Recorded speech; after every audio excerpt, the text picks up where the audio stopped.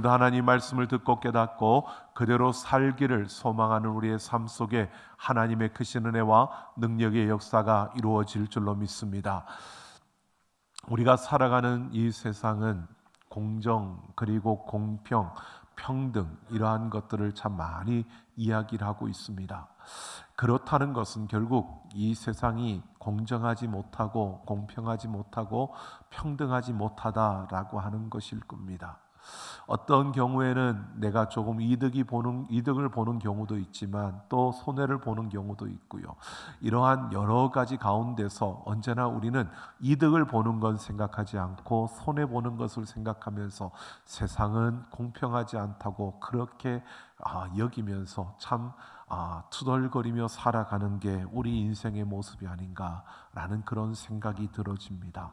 그런데 여러분, 이스라엘 백성들이 가나안 땅을 들어가서 정복해 가는 이 과정이 바로 우리가 이 세상을 살아가고 있는 이 삶의 한 모습을 그대로 보여주고 있다는 생각이 들어집니다. 여러분, 가나안 땅은 빈 땅이 아니라 그 가나안 족속들이 오래도록 터전을 잡고 살아온 그러한 땅입니다. 그런데 그 땅에 이스라엘 백성들이 들어가서 그들과 똑같은 조건과 어떤 환경 속에서가 아니라 그 땅 가운데서 그들을 쫓아내고 정복하고 그 땅에 터전을 잡고 살아가야 되는 이스라엘 백성들, 어떻게 보면 참 막막하게 느껴지기도 하고 이거는 말이 안 되는 경기다라고 그렇게 보여지기도 하는 그러한 경주를 하고 있는 것처럼 보여집니다. 여러분, 그런 가운데서도 오늘 우리가 한번 생각해 보면 세상에서 참 조건도 안 되고 여건도 안 되고 또 환경도 상황도 안 되는 그 가운데서도요, 승승장구해 가는 그러한 걸음들을 볼 수 있습니다. 특히 그리스도인으로 살아간다는 것은 정말 힘겨운 삶입니다. 똑같은 조건이 아니라 우리는 그만큼 헌신해야 되고 또 하나님의 말씀을 따라서 살아가다 보니까 다 할 수 있는 것이 아니라 우리가 때로는 하지 말아야 할 것도 있고 가지 말아야 할 길도 있는 것들을 보면 참 손해보는 것처럼 느껴지기도 합니다. 하지만 여러분, 하나님이 함께 하셔서 그런 가운데서도 세상 속에서 참 승리하며 그 참된 그 평안을 누리면서 살아가는 이러한 이들이 있는 것을 보면 하나님께서 함께 하시는 그 걸음 속에 하나님이 이끄시는 그 가운데 하나님이 주시는 그 승리가 있음을 오늘 우리는 분명히 볼 수 있습니다. 여러분, 가나안 땅을 들어가서 이스라엘 백성들 생각지 않았던 남부 연합군과의 전쟁을 통해서 그들은 단번에 그 남쪽 지역의 모든 땅을 그들이 정복하게 되었습니다.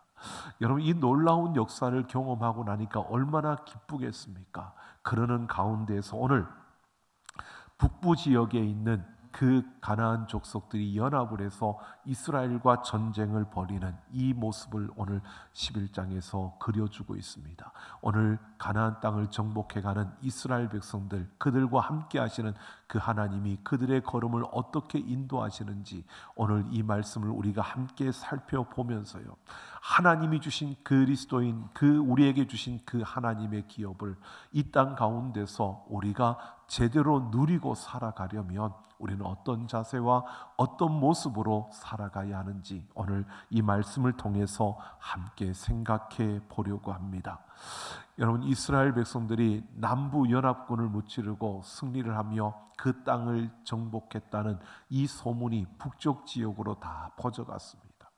그러자 이 북쪽 지역에 있는 많은 왕들이 다 전부 두려워서 떨고 있는 겁니다. 그때에 하솔 왕 야빈이 깃발을 들고 북쪽 지역의 그 족속들의 왕들을 모으는 겁니다. 근데 이 북쪽 지역의 왕들이 더 많았던 것을 보면 우리 다음 주에 우리가 살펴볼 텐데요, 12장에 보면 왕들의 이름, 이 여호수아가 정복한 그 왕들의 이름이 31명의 왕들이 열거되고 있습니다. 그러니까 가나안 남부의 5명, 그리고 여리고와 아이성을 빼고 나면 그 나머지가 북쪽 연합되어진 그 왕들입니다. 이들이 연합을 해서 싸우는데 오늘 성경을 보면 해변에 수많은 모래와 같았다라고 합니다. 이들의 숫자가 얼마나 많았는지, 이들이 연합을 했는데 연합을 한 그 숫자가 얼마나 많은지 여러분 해변의 수많은 모래와 같았다라고 이렇게 말하고 있습니다. 게다가 여러분 이 북부 지역은요 남부 지역과는 달리 말과 마병을 갖춘 그런 나라들이었습니다. 이 말과 마병을 갖췄다는 것은 무기를 장착했다는 것이고 그들은 그만큼 훈련된 군사들이라는 것이고요. 여러분 숫자도 많았을 뿐만 아니라 무기를 갖추고 있고 그리고 그들이 훈련된 그러한 군사들이라는 것을 보면 이스라엘과 대적하는 이것은 결국 이스라엘은 경기가 안 되는 경기를 해야 되는 겁니다. 이스라엘 백성들은 광야를 지나오면서 군사훈련을 받지 못했습니다. 그들은 어떤 군사훈련을 받아서 뛰어난 것이 아니라 하나님이 그들과 함께 하셨기 때문에 지금까지 승리를 이룬 것입니다. 그런데 여러분 지금 북부에 있는 이 나라들이 하나로 뭉쳐서 더 많은 수많은 그 바다의 그 모래와 같은 수가 지금 말과 병거들을 앞세우고 지금 이스라엘과 전쟁을 벌이러 오는 겁니다. 이스라엘 백성들에게는 참 버거울 수밖에 없는 그러한 전쟁이고 정말 이 결과는 불보듯 뻔한 이러한 모습으로 지금 비추어집니다. 그런데 6절을 보면요, 이번에도 하나님께서 여호수아와 그 이스라엘 군대에게 약속을 해주십니다. 하나님께서 그들을 두려워하지 말라. 내일 이맘때에 내가 그들을 넘겨주어 몰살시킬 것이다. 여러분 하나님께서 두려워하지 말라. 내가 내일 이맘때에 너희 손에 그들을 맡겨서 그들을 완전히 몰살시키겠다는 겁니다. 하나님이 승리하게 해주시겠다는 겁니다. 여러분 하나님이 약속해 주시니까 이스라엘 백성들은 얼마나 힘이 나겠습니까? 이미 하나님이 약속하신 대로 그 하나님의 약속을 붙들고 나아갈 때 하나님이 승리하게 하시는 것을 지금 여러 번 경험하고 나니까 이스라엘 백성들은 이제 더 힘이 날 겁니다. 그래, 하나님이 함께 하시면 이제 승리할 수 있어.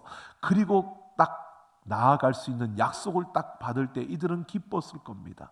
그런데 그 다음에 뭐라고 하느냐면 이 약속을 하면서요, 너희가 적들에게서 빼앗은 그 말들의 뒷발굽의 그 힘줄을 끊으라는 겁니다. 그리고 그 병거들을 다 불태우라고 말합니다. 여러분 이렇게 한번 보십시오. 이스라엘 백성들이 가나안 땅에 들어가서 그들이 나라를 세우고 정착하면 끝나는 게 아니라 그 가나안 땅 근처로 주변에 나라들이 또 있습니다. 그러면 그 나라들과 화평을 유지하며 살아갈 수 있으면 좋지만 그렇지 않을 때 전쟁이 일어날 수도 있는 상황들이 펼쳐질 거 아닙니까? 그러면 우리에게 말과 병거가 있다면 그만큼 든든하고 더 좋을 텐데 그 가나안 땅에 정복하는 이것만이 아니라 그 다음을 생각하면 우리에게 말도 필요하고 이 병거도 필요한데 하나님은 이 말을 뒷발의 힘줄을 끊으라는 것은요, 말을 못 쓰게 만드는 겁니다. 그리고 병거를 다 불태우라고 하는 겁니다. 여러분 실용적인 입장에서 실리적인 입장에서 우리의 삶의 현실적인 그러한 차원에서 보면 이거는 정말 말도 안 되는, 하나님이 참 현실을 몰라도 너무 모르고 우리의 형편을 몰라도 너무 모르는 것처럼 이렇게 명령을 하시는, 앞을 내다보면 이거를 앞을 하나님이 내다보지 못하시나, 왜 앞을 내다보면 우리에게 정말 이게 필요한 것들인데 왜 이걸 다 없애라고 할까, 이렇게 볼 수밖에 없는 그러한 명령이 그들에게 주어지는 겁니다. 여러분 왜 하나님께서 말의 뒷발의 힘줄을 끊어버리고 그 병거를 다 불태우라고 이렇게 명령하실까요? 하나님은 앞날을 볼 수 없어서 그러실까요? 그들의 현실을 몰라서 그럴까요? 아니요. 하나님은 오직 하나님만 의지하라는 겁니다. 말과 병거를 의지하지 말고 너희가 앞으로 어떤 상황이 주어지더라도 하나님만 의지하라고, 하나님만 신뢰하고 그 하나님만 붙들라고 지금 이렇게 명령하고 있는 겁니다. 그러니까 하나님만 의지하면 하나님이 모든 걸 다 해결해 주겠다는 겁니다. 우리는 내일을 알지 못하니까 불안합니다. 그래서 내일을 위해서 우리는 준비해야 조금 안심이 되어집니다. 근데 그 준비하는 것도 우리가 어떤 일이 일어날 줄 알고 우리가 모르고 우리가 아는 만큼 그 안에서 우리가 준비를 하는 겁니다. 그런데 하나님은 우리보다 우리를 더 잘하시고 우리 앞에 있을 일들도 더 잘하실 뿐만 아니라 그 하나님은 그 모든 문제를 해결해 줄 수 있는 능력이 있는 분이신 줄로 믿습니다. 그러니까 우리의 생각과 우리의 경험과 우리의 판단을 믿지 말고 오직 하나님을 신뢰하고 하나님만 의지하라는 것입니다. 이 명령을 받고 이들이 전쟁으로 나아갑니다. 그리고 15절을 보면요, 여호수아는 이 명령에 따라서 하나님께서 말씀하신 대로 다 행하였다라고 이렇게 강조하고 있습니다. 그러니까 온전히 순종함으로 하나님의 말씀을 따라서 그대로 행함으로 그들이 승리를 이루었다는 겁니다. 하나님을 의지하고 하나님을 신뢰함으로 승리를 이루었다는 겁니다. 북부연합군과의 그 전쟁에서 약속하신 대로 그들이 승리했습니다. 그런데 여러분, 조금 안타까운 부분이 보여집니다. 22절을 보면요, 이스라엘 자손의 땅에는 아낙 사람들이 하나도 남지 아니하였고 가사와 가드와 아스돗에만 남았더라라고 합니다. 이 가사와 가드와 아스돗, 지난번에 한번 말씀드렸던 것처럼 이 땅은 지중해 변의 조그마한 도시입니다. 그러니까 가나안 땅 전체를 놓고 봤을 때 그 가사와 가드와 아스돗은 약 한 1%에서 2% 정도 되는 면적입니다. 아주 조그마한 도시들입니다. 그런데 좀 달랐던 것은 뭐냐면 이 가사와 가드와 아스돗에는 다른 지역과는 달리 조금 더 발전된 문화와 문명이 있었던 도시였습니다. 여러분, 발달된 문화와 문명은 사람들에게 만족을 주게 됩니다. 우리 사람들의 욕망을 채워주고 사람들의 욕구를 만족시켜주는 이런 문화와 문명이 앞선 지역이 가사와 가드와 아스돗이었습니다. 그러니까 사람들에게 쾌락을 안겨주고 즐거움을 줄 수 있는 그러한 도시, 화려함과 아름다움이 있는 그러한 작은 이 세 지역은 그냥 남았다라고 말하고 있습니다. 이들을 남겨둔 것입니다. 그러면서 오늘 23절을 보면 여러분, 이스라엘 지파의 구분에 따라 기업으로 주매 그 땅에 전쟁이 그쳤더라. 이것을 남겨두고 전쟁을 마친 겁니다. 자, 여러분 보십시오. 가사와 가드와 아스돗에 남겨두었습니다. 그리고 전쟁을 마쳤습니다. 그거 별거 아니야. 그 땅 조그만해. 우리 전체에 비하면 한 2% 정도, 1% 정도밖에 안 되는 땅이야. 여러분, 이렇게 생각을 하고 그들을 남겨둔 겁니다. 보십시오. 하나님께서 하나님만 신뢰하고 의지하라고 하나님이 약속하시면서 그 약속대로 이루어 주실 때는 가나안 땅을 정복하는 이 모든 일들을 보면 하나님은 우리의 힘의 원리가 아니라, 세상의 힘의 원리가 아니라 은혜와 순종의 원리로 그 땅을 정복해 가는 이스라엘 백성들의 걸음을 그렇게 이끌어가고 있습니다. 그러니까 그 땅은 힘으로 얻는 땅이 아니라 은혜와 순종으로 얻는 땅입니다. 그러니까 우리가 은혜와 순종의 원리를 따를 때 그 땅이 그들에게 주어지는 것인데, 여러분 지금 그 땅은 조그만하니까 화려하고 좀 아름답고 또 그 땅은 별거 아니니까 이것은요, 은혜와 순종의 원리가 아니라 힘의 원리로 지금 보고 있는 겁니다. 야, 우리가 이 전체를 가졌는데 그 조그마한 거 2% 정도밖에 안 되는 그 땅, 그거 별거 아니야. 이게 힘의 원리인 겁니다. 지금 그 자체를 힘의 원리로 보고 있는 겁니다. 여러분 보십시오. 순종에서 큰 승리를 이루었는데 이들의 마음속에 순종의 원리로 이 땅을 하나님이 우리에게 주시는 거야, 이것으로 딱 붙들고 온전히 순종해야 되는데, 여러분 마지막에 이들의 마음에 힘의 원리로 지금 그 상황을 보고 있는 겁니다. 이 말은 우리에게 이렇게 보여주고 있습니다. 우리가 믿음으로 살아간다고, 하나님 앞에 순종하며 산다고 달려가는데, 그렇게 살아가다가도요, 세상에서 우리가 자칫하면 힘의 원리로 세상을 보고 힘의 원리로 우리 앞에 일을 볼 때가 우리에게 주어질 수 있다는 겁니다. 온전히 순종하지 못하고 우리가 힘의 원리로 내 앞에 일어나는 일들을 볼 수 있게 된다는 겁니다. 여러분, 이런 가능성이 우리 앞에 있다는 겁니다. 여러분, 우리가 믿음으로 살아가지만 믿음으로 살아가는 가다가도요, 우리가 이렇게 어느 순간에 자신도 모르게 세상에 익숙해져 있는 그 힘의 원리로 모든 것을 바라보면서 그렇게 우리가 걸음을 걸어갈 때가 있다는 겁니다. 여러분, 한번 생각해 보십시오. 믿음으로 살면서 순종하며 산다고 가다가도요, 어떠한 일 앞에서 여러분 나도 모르게 불평하고 투덜거리며 여러분 세상 사람들과 똑같이 그 힘의 원리로 그렇게 바라보면서 여러분 판단할 때가 우리에게 있지 않습니까? 이런 위험함이, 이런 가능성이 우리 앞에 있다는 것을 분명히 보여주고 있습니다. 끝까지 하나님의 그 순종과 그 은혜의 원리를 따라서 나아가야 하는데 여러분, 우리는 그러지 못할 때가 분명히 있다는 겁니다. 그런데 그 결과를 보십시오. 그 순종과 은혜의 원리로 살지 못할 때, 그걸 놓쳤을 때 가서와 가드와 아스돗에 약간 남았더라, 조금 남았더라라고 한 이것이요, 어떻게 됩니까? 우리가 아는 것처럼 훗날 그 후손들에게 큰 아픔과 무거운 짐이 되는 겁니다. 그 자녀들에게 고통과 근심을 주는 그러한 무거운 짐이 되어지는 겁니다. 여러분, 오늘 우리는 이것을 보셔야 합니다.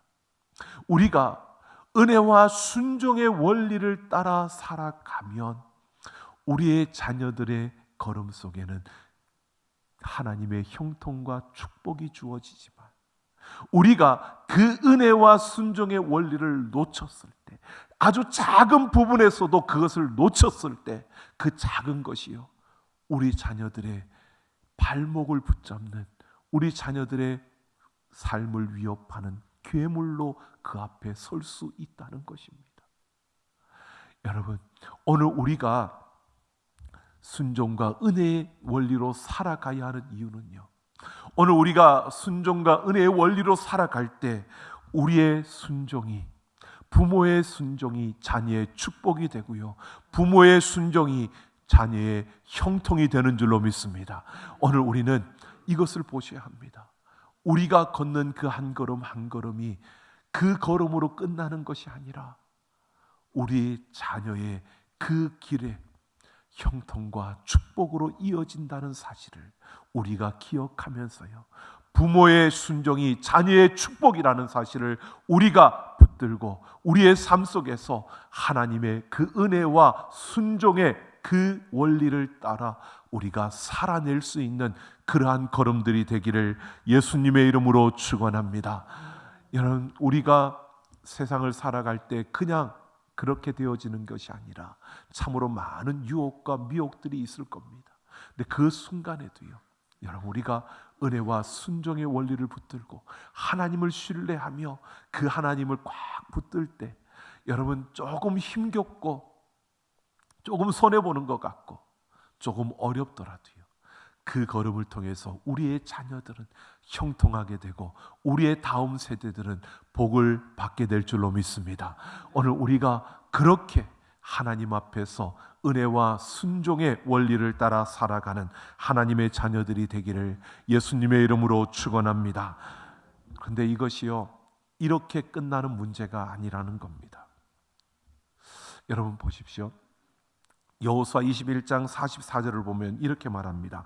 여호와께서 그들의 주위에 안식을 주셨으되라고 합니다. 여러분, 이 말은 그들이 가나안 땅을 밟고 또 그들이 그 가나안 땅을 얻고 차지하고 그리고 전쟁의 역사가 다 마친 다음에 뭐라고 하느냐면 그들의 주위에 안식을 주셨다라고 합니다. 이 말은요, 여러분, 가나안 정복은 하나님이 주시는 안식과 연결되어져 있다는 겁니다.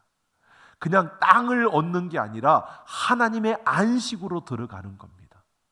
그러니까 우리가 이 땅을 살아가면서 살아가는데 결국은 어디로 가느냐? 영원한 그 하나님의 나라, 그 영원한 안식으로 우리는 들어가게 되는 거고요.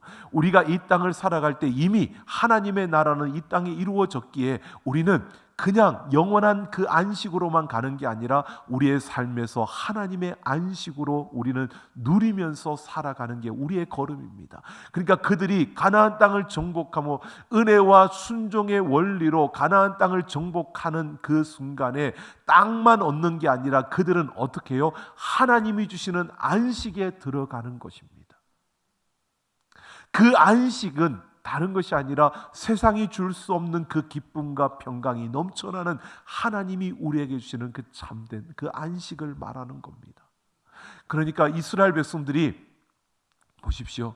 마지막까지 은혜와 순종의 원리로 그들이 나아가지 못하고 가사와 가드와 아스돗에 조금 남겨둔 이것은요, 결국 하나님이 그들에게 주신 그 안식으로 들어가지 못하고 그 안식을 그들이 잃어버린 겁니다. 빼앗긴 겁니다. 오늘 우리는 이것을 보셔야 됩니다. 이스라엘 백성들이 그 가나안 땅을 점령해 가는 것처럼 우리가 이 세상에서 그리스도인으로 살아갈 때 여러분, 우리는 하나님이 주시는 그 참된 안식을 우리가 누릴 수 있는 그러한 특권을 가지고 그 우리의 삶과 우리의 기업, 우리의 가정 속에서 그 안식을 누려야 하는 그러한 특권을 가지고 우리는 살아가고 있는 겁니다. 그런데 그 안식을 우리가 순종의 원리로 살아가지 못할 때 그 안식을 우리는 빼앗기게 된다는 것입니다. 여러분, 이렇게 놓고 보면 우리가 연약해서 부족해서 우리가 그렇게 살아가지 못할 때가 더 많은 것, 또 그럴 수밖에 없는 우리의 연약함이 있는데, 그러면 그럴 때마다 우리는 안식을 다 빼앗기고 우리는 안식을 잃어버리고 그렇게 살아가야 되는 것, 그것을 우리에게 말해주는 건데요. 그런데 그렇게만 끝나는 것은 아닙니다. 우리의 부족함을 아시고 우리의 연약함을 하나님은 아시기 때문에요. 히브리서 4장 3절을 보면 이렇게 말합니다. 내가 노하여 맹세한 바와 같이 그들이 내 안식에 들어오지 못하리라 하셨다 하였으나 세상을 창조할 때부터 그 일이 이루어졌느니라. 여러분, 이 말은요, 그들이 내 말에 순종하지 않아서 그 안식에 들어오지 못한다. 그러나 내가 창조할 때부터 그 일이 이루어졌다고 말하고 있습니다. 이 말은 여러분, 하나님께서 이미 우리에게 주시기로 약속하셨고 하나님이 그것을 준비하셨고 주신다는 겁니다. 지금은 그들이 순종하지 못해서 그 안식에 들어오지 못했지만 결국 하나님께서 그들을 그 안식의 자리로 이끄신다는 겁니다. 그 안식의 자리로 그들을 들이시겠다는 겁니다. 왜? 세상을 창조할 때부터 하나님께서 작정하시고 이루셨던 일이기 때문이라는 겁니다. 여러분, 우리가 걷는 그 걸음 속에서 우리가 실수하고 실패하고 넘어지더라도 우리는 하나님의 그 안식 가운데 들어가게 될 줄로 믿습니다. 여러분, 들어가게 된다는 겁니다. 그러니까 물론 여러분들은 안 그러겠지만 저는 이렇게 생각한 적이 있습니다. 아, 그래? 그러면 하나님께서 나를 그렇게 안식으로 들어가게 하신다니까 내가 내 마음대로 살아도 되겠네? 내 고집대로 살아도 되고 내 뜻대로 살아도, 그렇게 살다가 나중에 하나님께서 나를 어차피 작정하고 그곳에 들여보내 주실 거니까 그때 들어가면 되겠네? 라고 생각하는 건 저밖에 없을 겁니다. 그죠? 근데 그게 아니라는 겁니다. 그래서 히브리서 4장 11절을 보면 이렇게 말합니다. 하나님께서요, 저 안식에 들어가기를 힘쓰라고 말합니다. 그 불순종의 본에 빠지지 않고 빠지지 말고 그 안식에 들어가기를 힘쓰라고 합니다. 여러분, 그런데 내가 힘쓴다고 되던가요? 힘쓰더라도 내 욕심이 욕망이 더 강하면 우리는 또 안 그렇게 되어집니다. 그런데 이런 걸 하나님 모르시는 게 아니라 아시니까 그 다음 14절에 이렇게 말합니다. 바로 우리에게 큰 대제사장이 계시니 바로 승천하신 예수 그리스도가 있다는 겁니다. 하나님이 우리를 그냥 버려두지는 않으시고요, 예수 그리스도를 통해서 우리를 그 안식의 자리로 이끌어 가신다는 겁니다. 여러분, 이 말은 이겁니다. 하나님은 우리를 포기하지 않는다는 겁니다. 여러분, 하나님이 나를 포기하지 않는다는 것은요, 내 마음대로 살아도 된다는 게 아니라 우리가 안식에 들어가도록 힘써야 된다는 겁니다. 이렇게 한번 보십시오. 아주 강한 하나님의 손이 우리의 손을 딱 붙들고 있습니다. 그러면 그 손을 따라가면, 내 힘을 빼고 그 손을, 나의 손을 붙든 그 하나님의 손을 따라가면 아주 쉽게 갈 수 있습니다. 그런데 하나님의 강한 손이 나를 붙들었는데 내가 가기 싫다고 내 손을 딱 하나님 붙든 그 방향과 달리 다른 방향으로 내가 가려고 힘을 쓰면 어떻게 될까요? 잘 모르시죠? 팔이 빠져버립니다. 꽉 붙들고 있는데 내가 반대로 가려고 그러면 팔이 빠집니다. 팔이 안 빠져버셔서 잘 모르시나 본데, 팔 빠지면 아프고요, 아무 힘도 못 씁니다. 근데 여러분, 내가 팔이 빠지더라도 하나님은 놓지 않습니다. 나만 고통스럽습니다. 그러다가 내가 정신 차리고 그 방향으로 가면 팔이 다시 끼어지고요, 그리고 편안하게 가게 되는 겁니다. 결국 하나님은 우리를 놓지 않으신다는 겁니다. 여러분, 우리가 고집 피우면 고집 피울수록 누가 손해일까요? 고집 피우는 사람이 손해입니다. 우리가 아니고. 여러분, 우리가 진정 하나님 앞에서요, 이걸 보셔야 합니다. 하나님은 우리로 하여금 이 세상에 너희 고통 좀 받아봐라, 너희 어려움 좀 당해봐라, 이렇게 하시는 분이 아닙니다. 하나님은 우리에게 안식을 주시고 그 안식에 들어오기를, 하나님은 우리가 이 세상을 살아가지만 정말 치열한 그 경쟁 속에 우리를 던졌지만, 그러나 그 가운데서도 우리가 하나님의 안식을, 그 평안을 누리기를 원하시고 그 자리에 있기를 원하시기 때문에 하나님은 우리에게 은혜와 순종의 원리로 너희가 따르라고 말씀하는 겁니다. 나를 신뢰하고 나를 붙들고 너희가 은혜와 순종의 그 원리를 따른다면 내가 너희에게 평안을 주겠다, 내가 너희에게 그 안식을 누리게 하겠다는 것입니다. 하나님은 우리를 포기하지 않기 때문에요. 내가 나를 내려놓고 내가 내 힘을 빼고 그 하나님의 그 음성에 순종하며 나아갈 때 우리의 걸음이 평탄하게 되고요, 우리의 걸음이 안식의 그 참된 안식을 맛보게 될 것이고요, 우리의 걸음이 그 평강 가운데 기쁨으로 우리는 서게 될 것입니다. 여러분, 우리의 삶의 모든 영역에서 이러한 하나님의 앞에 순종과 은혜의 원리로 살아내는 우리의 걸음을 통해서 여러분, 우리가 하나님의 그 안식 안에 들어가며 평강과 기쁨을 누리는 자들이 되기를 예수님의 이름으로 축원합니다. 여러분, 우리가 하나님의 은혜와 원리로, 그 순종의 원리로 살아간다면 우리의 삶에는요, 내 한 걸음 한 걸음을 통해 우리 자녀들의 축복의 길이 열려질 것이고요, 하나님이 우리의 삶에 역사하시는 그 참된 평안과 기쁨으로 우리의 삶은 채워진다는 것입니다. 이런 하나님의 그 놀라운 은혜의 자리에, 그 승리의 자리에 우리 모두가 있기를 예수님의 이름으로 축원합니다. 시편 27편 1절부터 보면 다윗이 이렇게 노래합니다. 여호와는 나의 빛이요 나의 구원이시니 내가 누구를 두려워하리요. 여호와는 내 생명의 능력이시니 내가 누구를 무서워하리요 라고 합니다. 하나님이 내 편이시고 하나님이 나와 함께 하시는데 내가 누구를 두려워하고 내가 누구를 무서워하겠느냐는 겁니다. 하나님을 그만큼 신뢰하고 하나님을 꽉 붙들고 있는 다윗의 고백입니다. 여러분, 우리의 삶의 모든 순간마다 이런 고백이 일어나기를 원합니다. 하나님을 신뢰하고요, 하나님을 꽉 붙들어 보십시오. 내가 원하는 대로 안 된다고 하나님이 나를 놓았다고 착각하지 마십시오. 내가 원하는 대로가 아니라 하나님은 그보다 더 좋은 것으로 우리에게 주시기 위해서 우리의 걸음을 붙들고 계시고 우리의 삶에 참된 안식과 그 평안과 기쁨을 주시기 위해서 우리를 꽉 붙들고 계시는 겁니다. 그 하나님께서 함께 하시기에, 그 하나님을 신뢰하기에 두려워하지 않고 염려하지 않는, 무서워하지 않는, 그래서 그 하나님이 주시는 그 평강 가운데 달려가는 우리의 걸음이어야 합니다. 때마다 순간마다 내 삶의 모든 영역에서요, 내 경험, 내 지식, 내 생각 내려놓고 하나님의 음성에 귀를 기울이며 여러분 순종하는 우리가 되기를 예수님의 이름으로 축원합니다.